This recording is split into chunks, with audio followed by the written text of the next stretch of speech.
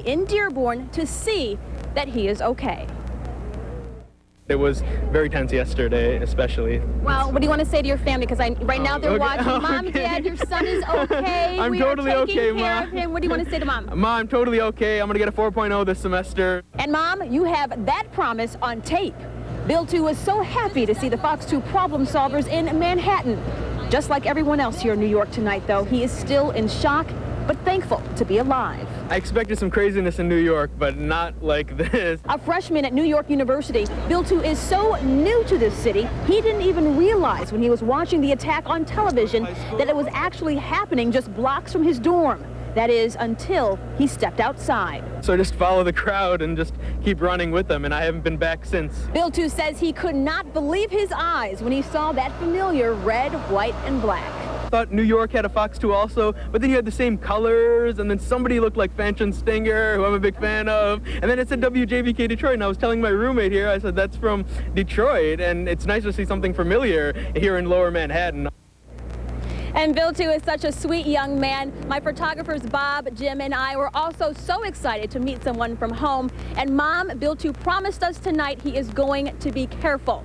Let's go live now to Fox 2's Ron Savage, who is with Bill 2's family in Dearborn as we speak. Hi, Ron. Great job, Fanchon. A lot of sadness there, but a little bit of happiness here. Manju is here, Bill 2's mom. How does he look? Well, he looks great. He looks happy. He's fine. He said he's going to get a 4-point at school at NYU. Oh, good, Bill 2.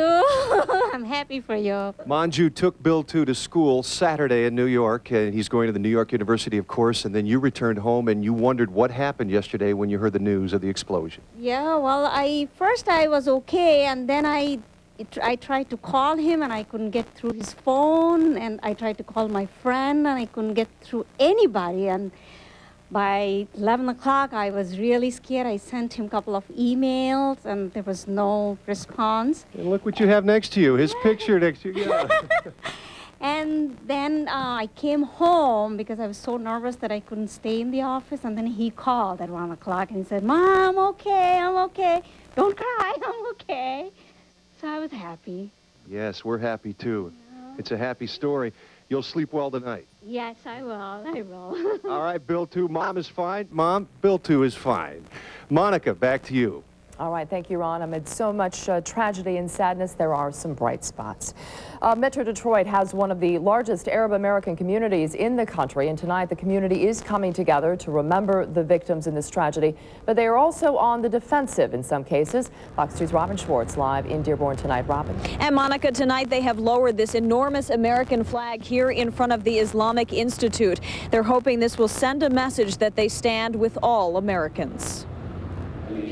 With candles and with solemn prayer, members of Michigan's Arab American community hold a vigil, mourning the victims of the terrorist attack, condemning the violence, and expressing solidarity with Americans everywhere. America is one community. It is one nation, and we are part of this nation. Many in the crowd are also feeling anger and fear, worried they'll be unfairly targeted or blamed for this horrific act. I'm scared, just, for being a Muslim in this country, and I belong to this country. And with good reason. The publisher of the Arab American News says the paper has received some violent threats. Some of the threats are unbelievable. You can't even repeat one word. And he says he's gotten calls from many worried parents who fear their children will be harassed in school, something Dearborn superintendent says will not be tolerated. As much as there's a temptation to portray what is happening as being characteristic of the Muslim religion, it is absolutely not. Islam is a religion of peace. And in spite of the threats, it has been relatively quiet here in Dearborn, something police and officials hope will continue. Reporting live from Dearborn, I'm Robin Schwartz. Back to you. All right, Robin, thank you. Yesterday's deadly hijackings already prompting right now some big changes in the way Americans travel by air. Right now, the FAA is keeping airports closed until new, tougher safety rules are in place. Fox 2's Eric Leaf live at Metro Airport now with the latest. Eric.